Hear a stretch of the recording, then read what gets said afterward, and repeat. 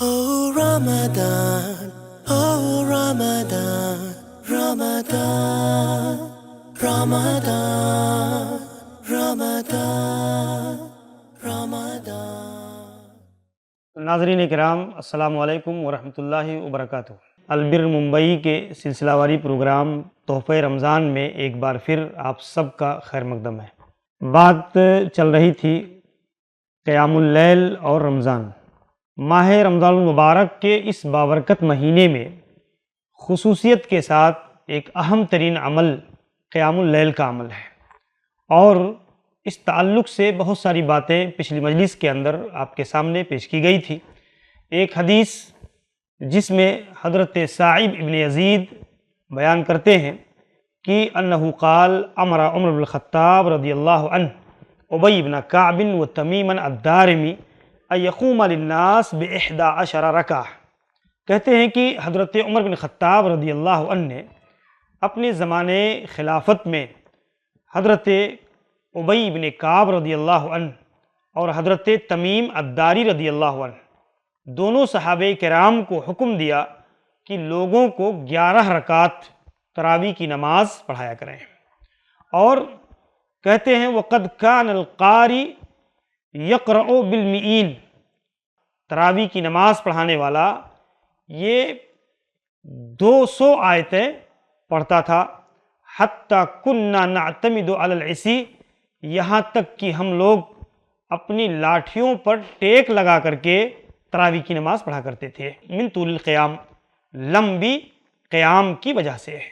وما كنا ننصرف الا في فروع الفجر، اور ہم جب تراویح پڑھ کر کے اپنے گھروں کی طرف پلٹتے تھے تو بالکل فجر طلوع ہونے والی ہوتی تھی۔ تو اس حیثیت سے میرے بھائیوں، اس صحیح حدیث کے اندر موطا امام مالک کی صحیح روایت ہے، جس کو شیخ البانی رحمہ اللہ نے صلاۃ التراویح کے اندر صحیح قرار دیا ہے۔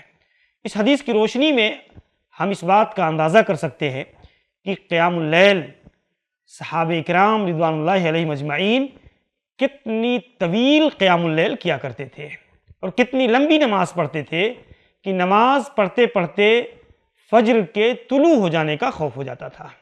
تو اس حیثیت سے اس سے پتہ چلتا ہے، اور وہ اپنی لاٹھیوں پر ٹیک لگا کر کے قیام اللیل کیا کرتے تھے، کر لیا کرتے تھے۔ اس قدر طویل ہونے کی وجہ سے جو ہے، تھکاوٹ کی وجہ سے آج ہماری صورتحال یہ ہے کہ ہم 1 گھنٹے کی تراویح کی نماز صحیح معنوں میں ادا نہیں کر پاتے ہیں۔ اس کے لیے بھی چند ہی دنوں کے اندر ہم ہمتیں ہار جاتے ہیں، اور کتنے لوگ فرض پڑھ کر کے اپنے گھروں کی طرف رخصت ہو جاتے ہیں۔ یہ ہمارے لیے سوچنے اور غور کرنے کا محل ہے کہ ایک مسلمان کو اس مبارک مہینے کے اندر یہ موقع مل رہا ہے کہ زیادہ سے زیادہ اجر و ثواب کما سکے۔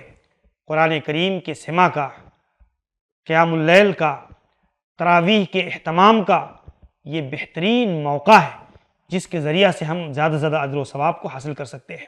آپ دیکھیں، حضرت ابو ہریرہ رضی اللہ عنہ بیان کرتے ہیں کہ کان رسول اللہ صلی اللہ علیہ وسلم یرغب فی قیام رمضان من غیر ان یأمرہم فیہ بعزیمہ۔ اللہ کے رسول صلی اللہ علیہ وسلم یہ صحابہ کرام کو قیام اللیل کی ترغیب دیتے تھے، اور عزیمت کو اختیار کرنے کا حکم دیتے تھے کہ تم عزیمت کا، محنت کا پہلو اختیار کرو، کہ اس کے اندر محنت و مشقت کے ذریعہ سے اس نماز کو قائم کرو۔ من قام رمضان ایمانا و احتسابا غفر له ما تقدم من ذنبہ، کہ جو شخص رمضان المبارک کے اس مہینے میں ایمان اور احتساب کے ساتھ اجر و ثواب کی امید کرتے ہوئے رمضان المبارک کے اس مہینے میں قیام اللیل کا اہتمام کرتا ہے، تو اس کے گناہ، اس کے سابقہ گناہ معاف کر دیے جاتے ہیں، اس کے تمام گناہ جو ہے مٹا دیے جاتے ہیں، گناہ صغائر۔ تو اس حیثیت سے اس حدیث کی روشنی میں بھی قیام اللیل کی فضیلت اور اس کی اہمیت معلوم ہوتی ہے۔ ایسے ہی آپ دیکھیں، اللہ کے نبی فرماتے ہیں افضل الصلاۃ بعد الفریدہ صلاۃ اللیل، فرض نماز کے بعد رات کی سب سے بہترین نماز، سب سے افضل ترین نماز یہ تہجد کی نماز ہے، قیام اللیل ہے۔ تو ان احادیث کی روشنی میں تراویح کا گہرا ربط اور تعلق معلوم ہوتا ہے، اور اجر و ثواب کے حصول کا بہترین ذریعہ ہے۔ ہم مسلمان مردوں اور عورتوں کو رمضان المبارک کے اس مہینے کے اندر خصوصیت کے ساتھ اس کا اہتمام کرنا چاہیے، عظیمت کا پہلو اختیار کرنا چاہیے، اور زیادہ سے زیادہ اس بابرکت مہینے میں اللہ تبارک و تعالیٰ کو راضی کرنے کی کوشش کرنی چاہیے۔ اللہ تبارک و تعالیٰ سے دعا ہے کہ اللہ رب العالمین ہمارے اعمال کو قبول فرمائے۔